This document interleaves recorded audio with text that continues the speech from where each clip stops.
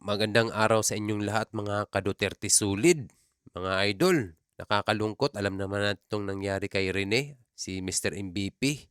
Butterbone niya mga idol, mga ka-Duterte.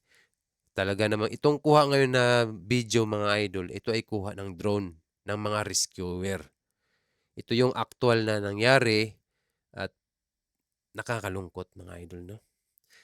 Nakakalungkot itong nangyari kay Rene. Napakabait na bata. Ang tanong mga idol, ang tanong lang, tanong ko lang ha, kasi ilang beses ko 'to inisip, paano nalunod? Kasi dito sa video ngayon na kumakalat ay walang tali at walang weights. At maraming balita-balita na may weights daw nilagay na bakal, pampabigat. Ngayon, kasi meron ng video, meron natin nakita na wala talagang tali. Oh, paano sila nalunod? Si Rene ay matangkad, I think 6'6". Samantalang yung kasama rin niyang Nigerian ay matangkad din yun. Paano nangyari na nalunod sila? Sabihin nating at imposible marunong lumangoy ito si Rene mga idol eh. Nakapagtataka talaga. Kasi alam naman natin 'to mga idol, grabe ang buhay talaga ay hindi natin hindi natin malaman kung hanggang saan, hanggang kailan tayo, no? Kasi itong mga kumakalat ngayon na post ni Rene ay talagang nakakapag-ano din. Kasi meron siyang post na parang signing off, tapos may mga post din siyang kanta na parang hanggang dito na lang ako. May mga sign siyang gano'n. Tapos bago sila pumunta diyan sa Aurora, 'di ba? Kumanta siya ng kanta ni Paul Walker na Is there a long way? Gano'n, parang nakakalungkot kasi may mga parang pangitain. Kaya nagtataka tayong lahat kung paano talaga siya nalunod kasi may balita may mga pasa siya, 'di ba? Ngayon mga ka-Duterte, sayang napakabait na bata. May potensyal, mataas ang potensyal sa paglalaro ng basketball. Napakabuti, mataas ang pangarap. Simpleng tao, simple, mabait, mabait sa lahat, sa teammates, sa ibang teammates, sa ibang kasamahan sa larong pang basketball. Talagang mabuti. Kung makikita mo yung mga laro niya, magaling. Mataas tumalon, talagang mahusay. Ngayon, napakabata pa, 18 years old, kinuha ng Blue Eagles, Ateneo. Ngayon, nagkaroon sila ng ganitong team building. Ganito, yan ang katawan niya ngayon. Siya yung inaakay-akay dyan. Ngayon, mga ka-Duterte, ito, nagsalaysay ngayon, may preskon ang isa sa mga staff ng rescuer. Pakinggan natin mabuti at panoorin itong mga nangyari. Itong drone. Kung tugma ba talaga itong mga sinasabi niya at anong mga nangyari. 'Di ba? Kung paano nangyari at nalunod si Rene at akala ng mga rescuer ay isa lang ang nalunod at nagulat sila, dalawa pala. Okay? Panoorin natin itong mabuti at pakinggan natin ang salaysay niya. Sir, 3:04 PM na po ng hapon. June 8 po yun. Yun, sir. And then, sinabi po sa amin nung dispatch operation po namin na meron nga pong nalulunod daw po dun sa location po na yun. Sino pong tumawag sa inyo? Staff po ng resort po. Okay. And then after po? And then, after po nun, siguro po, 6 minutes po, nakarating po kami dun sa resort po, mga 3:10 na po yun. Kasi Mga idol, malapit lang pala, no? Kasi 6 minutes, ang bilis nila nakarating. Tumawag itong staff, June 8, June 8, alas 3 ng hapon. After that, mga 6 minutes, dumating na kaagad doon sila sa area. Bilis lang, maganda, ma-responde nila. Okay, ang bilis kung tutuusin. Pero wala eh. Wala pa rin wala. Di nila naabutan. Hindi natin nakita eh kung ano talagang panoorin mo natin, pakinggan muna natin mga idol. Pero ang ko lang doon, ang bilis nila. Isang tawag lang, 6 minutes, nandun na sila agad. Napakadali lang pala, napakalapit. yung travel pa po namin din, pagkuha po namin ng gamit. So pagdating po namin doon, lahat po naman ng player tsaka yung staff po nila, together po nung coach po nila, nandun naman po sa shore na nakikita po namin talaga na naghahanap din naman po. And then po, nag-interview rin po ako dun sa mga kasamahan po nila kasi wala po kami kaalam-alam dun sa identity po nung nalunod. And then po, ang sinabi po nila sa amin ay wala pong damit. And then po, kaya po pinapunta ko na po yung isang responder ko para tumulong po doon sa naghahanap po doon sa tubig.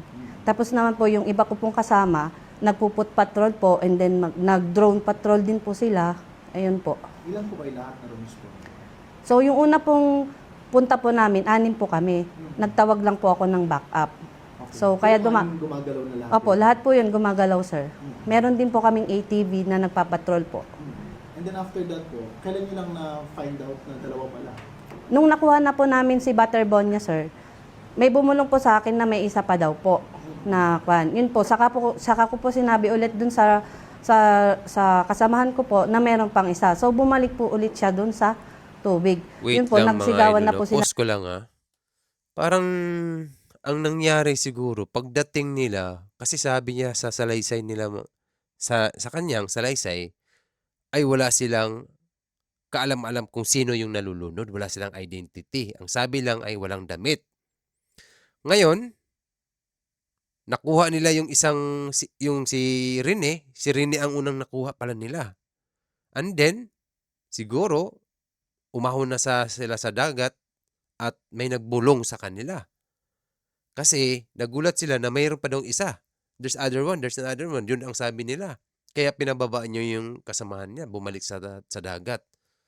Ibig sabihin, pagdating pa lang nila, wala silang idea talaga, as in wala silang idea kung sinong nalulunod at kung ilan sila ang nalulunod. Di ba? Kasi kung akong mga teammates nila, no, mga idol, at may malasakit ako bilang kasamahan, lalong-lalo na sa part ni Rene ay baguhan at rookie pa yan. 18 anyos pa lang yan, mga idol. Siyempre ako, na may pananagutan bilang kasamahan, di ba? May pananagutan ka bilang kasamahan. Kailangan sabihin ko yung, ate, rescuer, may nalulunod, di ba? Pagdating pa lang, pagkasalubong, ganun naman talaga ang reaction mo agad. Bilisan niyo po, may nalulunod. Kasamahan ko po, 2 sila nandun. Pakikuano naman. Kasi kung nalaman nila na 2 pa sila, hindi agad yan aahon sila. Kumbaga, pag nakuha lang nila si Rene, iabot na lang nila kung sino yung mga nandyan at itong mga rescuer, tuloy-tuloy pa rin yun. At posible, malay mo, baka buhay pa yung isa kung sino itong nahuli. Itong Nigerian ang nahuli. Kasi si Rene pa lang unang nakuha. At nagulat sila mismo. At bakit kailangan ibulong? Bakit kailangan ibulong? At sa umpisa pa lang, bakit walang nagsabi kung ilan ang nalulunod? Kasi napaka-importante sa lahat yan. Bilang isang rescuer, unang-una, tatanungin nila kung sino yung nalulunod. Bata ba? Matanda? Di ba?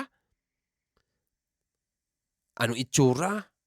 Para makita nila kagad. Anong suot? Di ba? Kasi kung nakalutang yan, kung may suot silang damit, makikita kagad. Kaya nga may drone sila eh. Mahalaga ang drone ngayon. Kaya nakita nila agad. Ngayon, di bumalik na sa tubig yung kasamahan nila. Buti nakita itong isang kasamahan pa nila.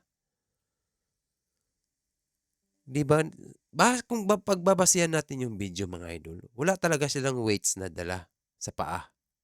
Kaya ako, ilang beses ko to iniisip kung paano siya nalunod. Sabihin nating natangay siya sa alon. Marunong lumangoy to si Rene. Matangkad. Paano kaya nangyari? Either, ako, naisip nga ako minsan kasi kung nalunod ito si Rene at itong kasamahan niya, baka yung isa doon talagang nalunod na at tumulong ang isa at nadamay na lahat. Parang itong silang 2. Ganun ang siguro, no, mga idol?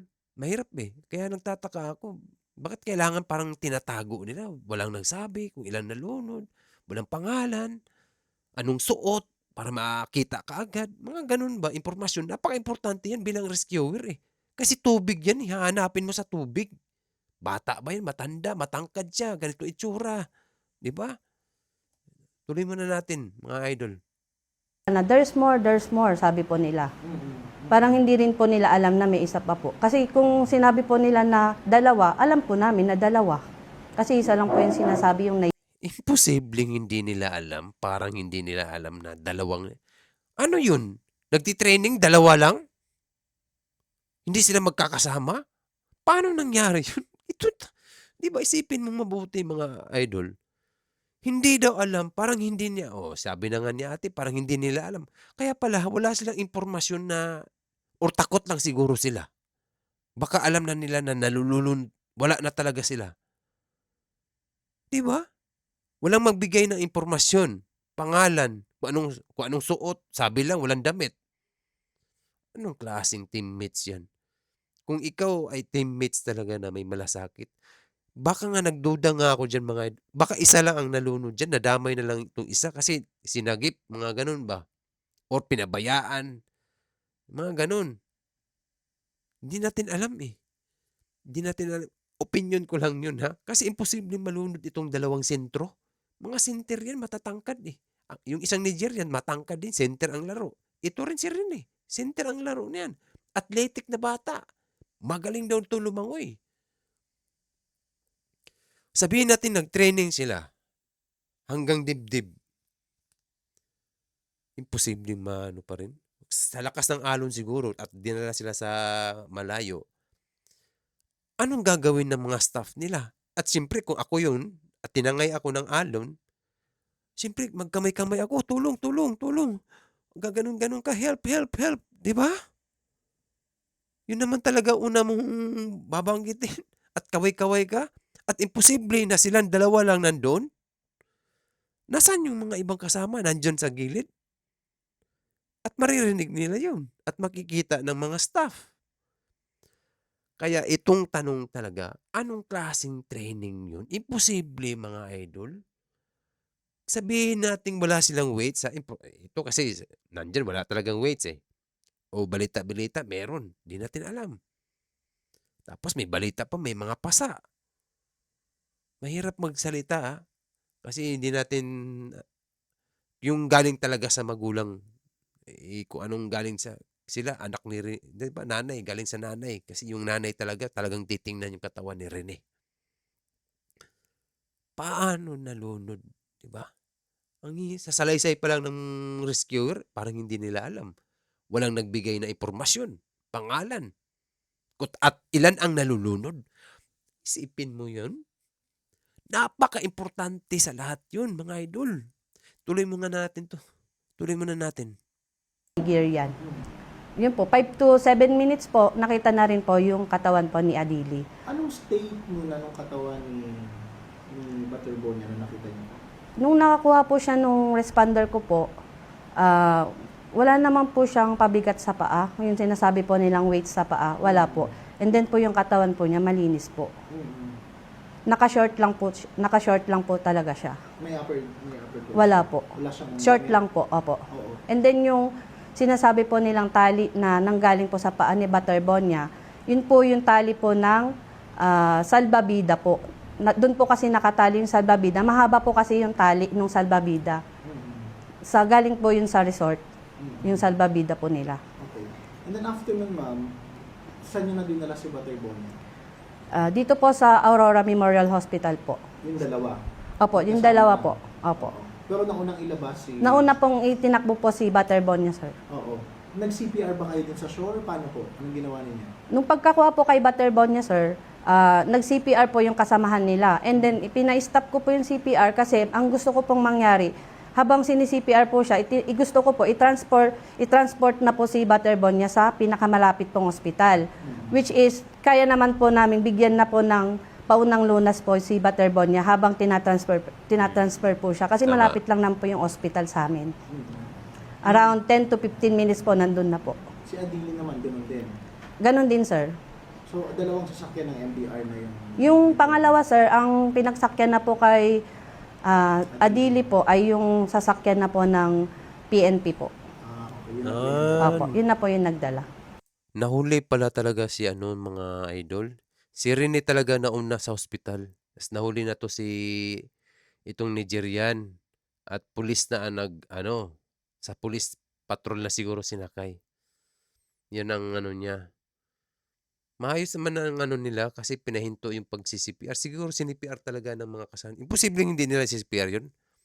Common sense na yun eh. Yun talagang unang instinct mo. Di ba? Pag nalulunod, CPR agad. At huwag tigilan, CPR talaga.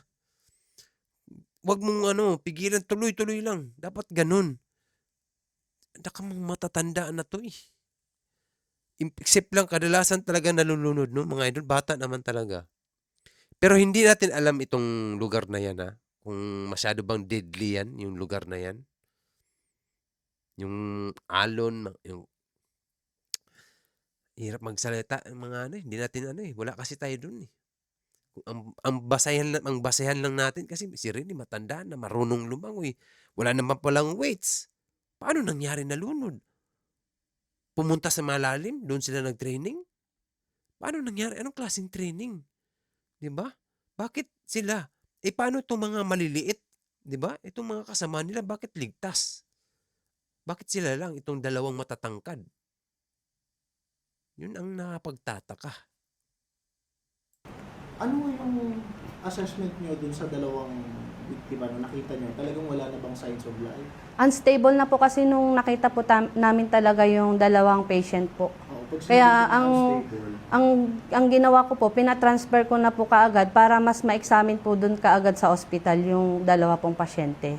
nung pag-rescue nyo po, magkahiwalay ba silang natagpuan? Paano po? Or halos close lang sila? Paano ko ba i-explain? Kasi sir, kumbaga po ito yung gitna po nung sinasabi po nilang huling nakita po nila si Adili, yung sinasabi po nga nilang Nigerian. And then po, pag gumanito ka lang po, 3 di pa lang po siguro, doon po namin nakita una po si Butterbone niya. And then po, si Adili naman po, sa kabilang side naman po. Ilang metros siya from the shore? Approximately. Kasi may 40 to 50 meters, sir. si Butterbone niya. Parehas po sila, sir. Ano po yung 300 meters na sinasabi? Ay, 300 meters po yung sinasabi po nila. Yung simula po yun sa may resort po hanggang sa shore. Yun po yung sinasabi nila na 300 meters. Okay. Pero yung nakita nyo po sila, 40 to 50 meters from the shore na. From the shoreline po. Opo, yung mismong Shoreline. sa may buhanginan na po. Okay. Yun So, po. at least malinaw po yun kasi Apo. yung lumabas, 300 meters daw. So yung pala from Resort the po. resort ng building. Opo, hanggang dun po sa pinangyarihan po nung kanila Butterbone niya po. Yun po yung sinasabi ng 300 meters. Okay. Pero po yung nakita po yung katawan nila, 40 to 50 meters along the shoreline po. Ano yung nag-gather nating information dun, ma'am? May lifeguard ba doon na present sa lugar? Actually, sir, Pagdating nyo? ang una pong nag-response po doon, yung lifeguard po ng resort, sila po yung unang pumunta doon. So parang lumalabas po, second responder na po kami doon sa area. Wait lang, may lifeguard pala eh. Paano nangyari yun, di ba? Isipin mo. May lifeguard, mga idol. Siguro, late na siguro to humingi ng tulong itong mga kasama nila. Base sa salaysay niya, magkatabi lang silang dalawa. Mga 3 di pa lang daw eh, ang pagitan. Andiyan na si Rene sa kabila, tapos si Adelina tong sa kabila namang side. Iisa lang sila ng location, di ba? Tapos nagulat sila. Pagkakalam nga nila, yung Nigerian lang ang nalunod. At ang una pang nakuha si Rene. Paano pala kung ang unang nakuha si Adelaide? Si Rene nandun lang, iniwan lang. Bakit talaga ang mga impormasyon, mga detalye ng mga kasamahan nila ay kulang-kulang at hindi nila ibigay ng tama? Nagpanic sila? O talagang na-nervyos na rin sila kung itong mga nangyayari at alam nilang nalulunod na? Tuloy muna natin mga idol. Mahirap to. Mahirap yung conclusion mga idol. Kung paano sila nalunod. Isipin mo, matatangkad to eh. Hindi na, magaling lumangoy. Athletic. Pag mga athletic ka na tao, at talagang maghanap ka ng way eh. Iwan ko lang kasi iba ang dagat talaga eh. Iba ang tubig dagat. Napaka-delikado rin. Kasi nung pumunta po siya, hindi rin po nila mahanap pa yung katawan po. So siguro yun po yung tinawag po sa amin na meron na nga po. And then pagdating po namin, nandun pa naman po sila. Ilan po yung life? Itong lifeguard pala, talagang hinahanap nila. Ngayon, second respondent na nga sila, itong first respondent, itong mga lifeguard, at hindi nila mahanap. Ibig sabihin, lumubog talaga sila. Hindi mahanap eh. Lumubog sila mga idol.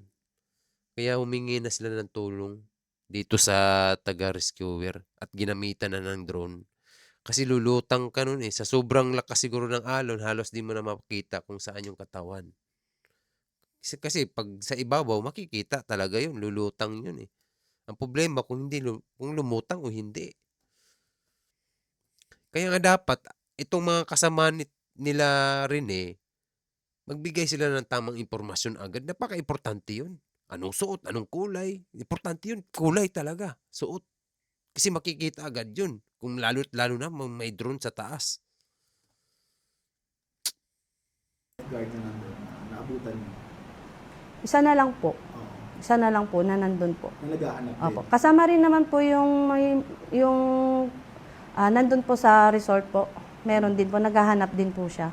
I-clear ko lang ma'am yung katawan ng dalawa kasi may mga lumalabas online na may mga pasa sa iba-ibang bahagi ng katawan. Ano yung una niyo nakita? Actually, sir, wala po talagang kaming nakitang iba doon po sa katawan po nung dalawang patient po namin na nakita po talaga. As in, clear po, short lang po talaga yung meron po sa kanila. Wala pong weights, wala rin po kami nakitang pasa. Same ba si Adili ba short? Naka-shorts Opo, lang din? parehas lang po sila naka-short. Ano po sino po yung nandun na senior? May coach bang kumausap sa inyo? Wala po eh. Ang pagdating ko po kasi doon, ako na po mismo yung nag-interview doon sa mga kasamahan po nila, players and then staff po siguro yung mga iba doon. Kung hindi po kasi ako sigurado kung staff or player po kasi eh. Oo. Pero yung isa po, nakahubad, malamang po player po siya. Yun po, sinabi nga po niya na tinatanong ko po kung ilang minuto bago pa po sila tumawag. 30 minutes nga daw po. Ano po yung ginamit yung pang-rescue, paghahanap? Yung ATV po, yun po yung pinang-patrol po namin and then nag-put patrol din po. Tapos may aerial search din po. Yung pang-rescue po mismo dun sa... Ano lang po, yung responder ko lang po na talagang punta, lumusong lang po siya. Naka-life vest po. Kasi po yung yung rubber boat po namin, parating pa lang po kasi nagtawag pa lang po ako ng backup. Pero may dumating din po. Meron po. Usually. Hindi na lang po namin nagamit yung rubber boat kasi bigla naman na po namin nakuha yung katawan po nila. Saan niyo po? Submerged na ba? Nasa ilalim na? Nung na-recover? na-recover po namin yun, nakalutang na po sila. Nakalutang? Opo, nakalutang po. Yung dalawa po. Ay, mga Hindi na rin idol. hinihinga talaga. Wala po talaga kami Mahirap nakitang... Isipin mo ha, nalunod na nga sila kasi nakalutang na sila eh. Lutang na yung katawan nila. Kasi kadalasan pag yung mga ganong senaryo na gumaganon-ganon ka pa lang, as in buhay ka pa, na humingi ka pa ng tulong, lulubog ka pa niyan eh, kasi mabigat ang katawan mo kasi gumagalaw-galaw ka. Pag hindi ka na gumalaw at nalunod ka na, unti-unti yan lulutang. Pag ganun ang mangyari mga ka-idol, matagal na yun nalunod. Matagal na sila nalunod. Lumutang na yung katawan nila eh. Kaya madali nilang nakita. Pero matagal, may naghahanap na. May naghahanap na first respondent, itong mga lifeguard ng resort. Sila talaga unang nakakita. Ilang minuto pa yun, 30 minutes mahigit pa. Kasi 30 minutes bago sila tumawag, ewan ko kung ano yung talagang mga nangyari. Ang mahirap pa kung sinong ano. Itong sinasalaysay ni ate, ito lang yung mga nangyari sa ginawa nila. Pero deep inside, itong mga bago sila dumating, ano talagang nangyari? Hindi natin alam. Kaya dapat talaga mayroon mananagot at may magsalita. Mayroon talaga magsalita. Napakahirap ito. Napaka-imposible talaga. Isipin mo, matatangkad mga sentro yan eh. Lampas ulo siguro yung training nila, ganun. Hindi natin alam. Assign po na nahinga po. Kasi nung pagtingin po namin talaga unstable na po. Kaya agad po akong nagsabi na i-transfer na po kaagad. May info po ba kayo na Tama lang yun, mga idol. Kung nakita naman ni rescuer itong mga pagdala sa katawan ni Rene at CPR nila at malapit lang naman yung hospital, basta tuloy-tuloy lang ang pagsi-CPR habang bumabiyahe. Tuloy-tuloy dapat kasi may chance na mabuhay pa sila. Pag marunong ka, kailangan kasi ipump lang. Andyan pa na yan yung presa eh. Nandyan pa yan. Kasi meron talagang time na mabubuhay pa, mga idol. Merong time na mabubuhay mo lang. Anuhin mo lang ba? Gisingin mo lang yung katawan. I-pump mo lang yung heart. Huminto lang yung pulso eh. Yung pulso huminto. Kaya nga ginagamitan ng kuryente minsan, di ba? Ganon. Para mabuhay, Ay, hirap. Sayang. Sayang si Rene, mga idol. Lumutang ng katawan nila eh. ilang beses na sila yung school nagkakandak dyan sa lugar? According naman po dun sa resort po, pang-apat na po nila. Pang-apat na, Punta na po nila dyan. dun sa lugar. Parang fourth batch na po sila, Doon. kung hindi po nagkakamali. Sino po nagsabi? Yung resort owner po. Kanino po sinabi? Marami po kami doon, nung nagtanong po kami, kasama po ng tourism, ng BPLO, Oo. ng Pero PNP. parang yearly batch by batch. Ganun po yung pagkakasabi po nung resort. Pero hindi naman niya po sinabi kong yearly. Okay. And then, Kaya next time. opo, basta po pang-apat lang po na sinabi. Yung pong mga sinasabi po nila na tinanggal daw po namin yung weight sa paa, yung pong may tali po doon sa paa po ni Butterbonia, linawin ko lang po na pagkakuha po namin kay Butterbonia, malinis po yung katawan niya, wala pong weights na nakalagay sa paa. Yung tali po na sinasabi nila ay tali po yun na pinantali po sa salbabida po. And then po yung mga pasa po na makikita sa katawan, wala po kaming nakitang sign po na nung kinuha po namin siya. Wala pong sign na may pasa-pasa siya. Ma'am, sunod ko lang follow up dahil kayo po ay Hanggang dito na lang yung mga video ni ate, mga ka-Duterte. Sabi sa salaysay niya, walang weights. O, okay yun, walang weights. Ma-accept natin yun kasi nakita natin sa video, wala talagang weights. Paano nalunod? Di ba? Tapos dalawa pa sila sabay. Paano nalunod? Tapos anong ginawa ng mga... Siyempre kung sabihin nating nalulunod na sila at kung merong lifeguard, may salbabida, anong ginawa nila? Nakatingin lang? Diba? Imposible na kung may kasamahan kang nalulunod at hindi ka tutulong, imposible yun. At kung ako, marunong ako lumangoy, kukuha ako ng life vest, dala ako ng salbabida, itatapon ko sa kanila, unti-unti, at least naka-life vest na ako at talagang lulutang ka. Diba? Paano kaya nangyari yun? Ang hirap talaga isipin, mga idol. Kasi nahihirapan ako kasi sabi nga sa salaysay niya, wala nung pasa. Bakit may kumakalat na may pasa? At may picture.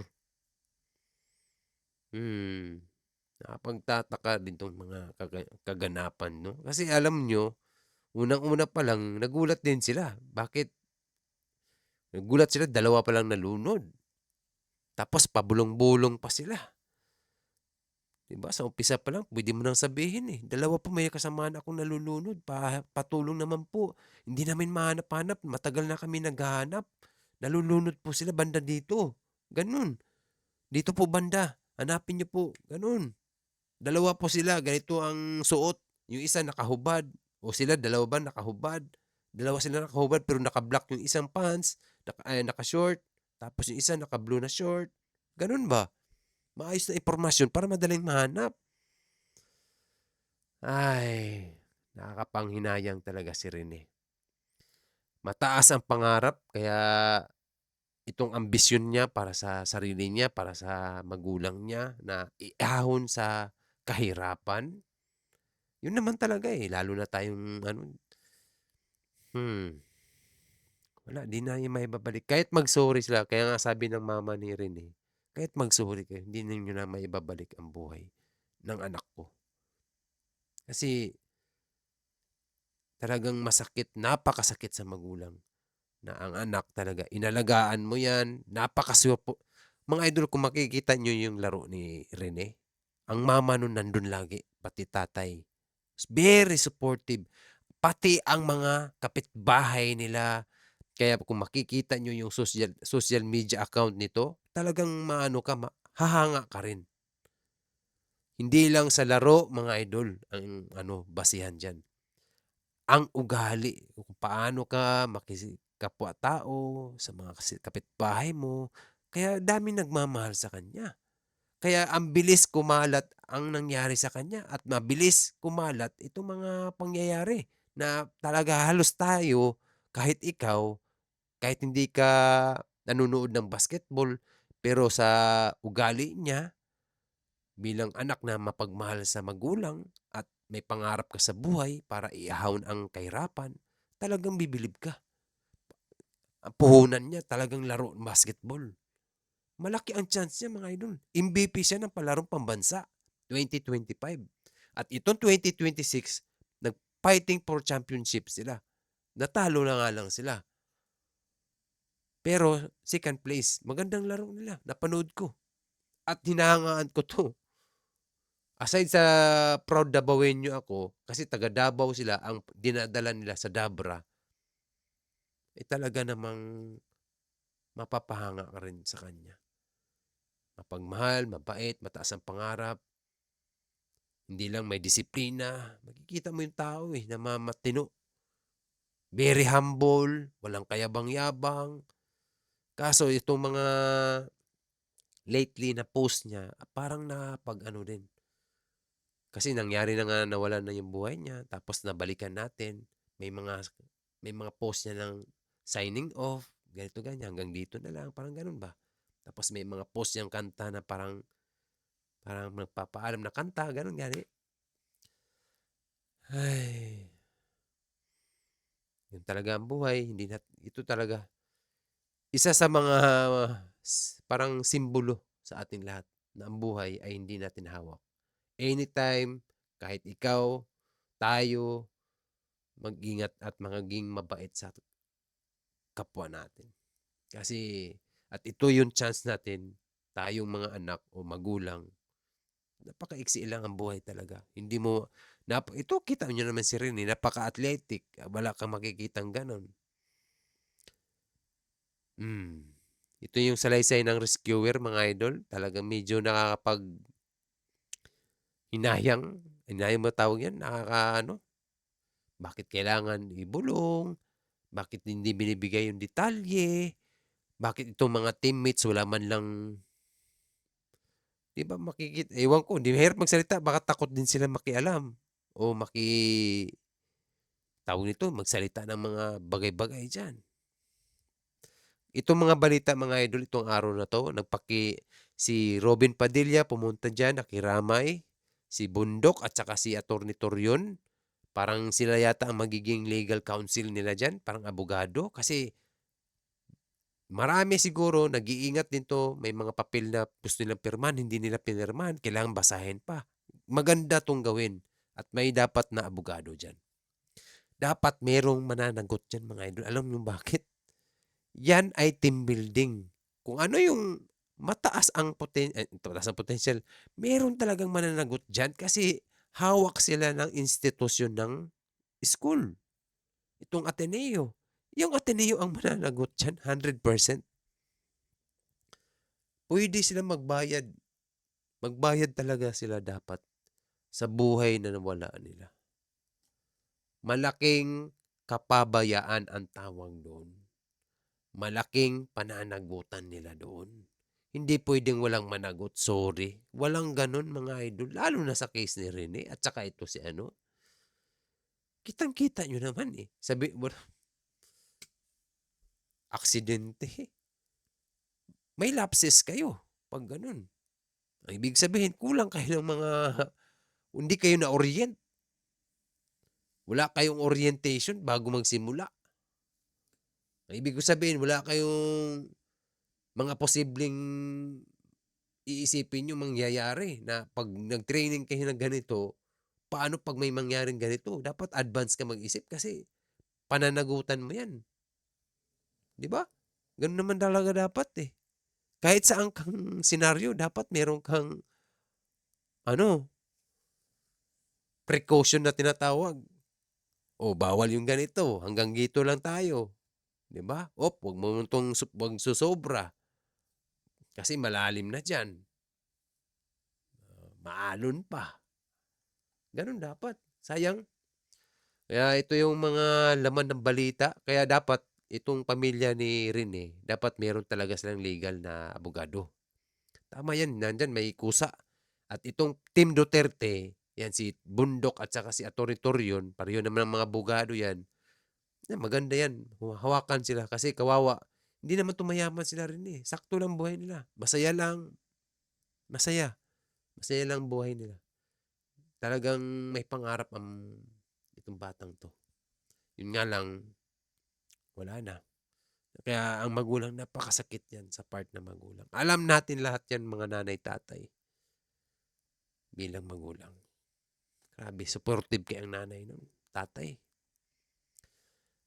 Ito yung laman ng balita ngayon mga idol. At sana may hustisya para kay Rene. Kawawa. Kawawa si Rene. Sana nasa heaven na siya. Huwag siyang malungkot sa mga nangyayari. Ganun talagang buhay. Sana lawakan lang ni Rene. At maunawaan niya yan. Kasama niya si Jesus, si Lord, si Allah, si Ama. Lahat naman tayo pupunta doon balang araw. Maging maayos lang dapat yung mga kasalanan. Hindi naman tayo perfecto. At least tayo, magpatawad. Kaya mga idol, mga ka-Duterte, hanggang dito na lang tayo. Mag-ingat tayong lahat mga idol kasi anytime, di talaga alam na ang buhay ay napaka-iksi lang. Pawirir-wirir lang. Kaya kahit kita nyo naman si Rene, napaka-athletic na tao. Matangkad, di ba? Sa dagat, marunong lumangoy, magaling. Di ba? Di mo maano talaga, anticipate ang panahon. Kaya mag-ingat kung ano talagang tunay nangyari. May investigasyon naman. May subpina na si Coach Tab, Badwin. Sinubpina na siya ngayon. Wala, nawawala siya ngayon. Hindi natin alam. Dito natin malalaman ngayon. Sinubpina siya ng Dole. Kung ano yung buhay-buhay, kung ano talagang ng totoong mga nangyari kasi dapat siya ang number 1 na magsalita dyan. At mga player, itong mga teammates ay tikong bibig. Wala tayong naririnig sa mga salita nila, pati Ateneo, mga staff, wala tayong naririnig. Dito lang kay ate. Kaya ingat mga idol. Maraming salamat at thank you sa mga nag-follow at nag-subscribe. Mag-ingat tayong lahat kasi ang buhay ay weather lang. See you and bye-bye. Mga idol, ingat. Thank you.